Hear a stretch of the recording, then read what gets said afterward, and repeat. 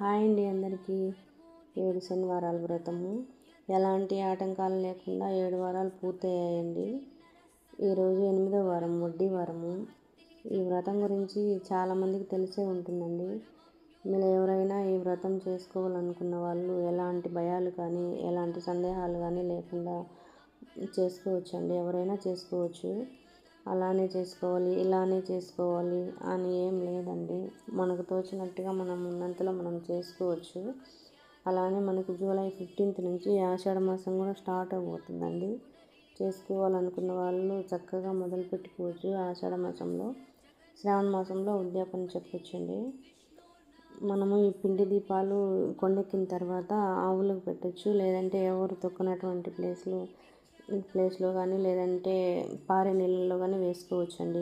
ఈ నిర్మాల్యాన్ని అంతా తీసేసి పారే నీళ్ళల్లో వేసేసుకోవచ్చు.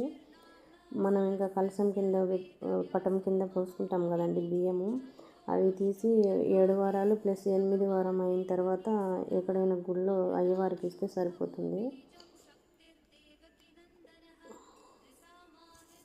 ఓం నమో వెంకటేశాయ. నా వీడియో నచ్చితే ఒక చిన్న లైక్ ఇచ్చి సబ్స్క్రైబ్ చేసుకోండి.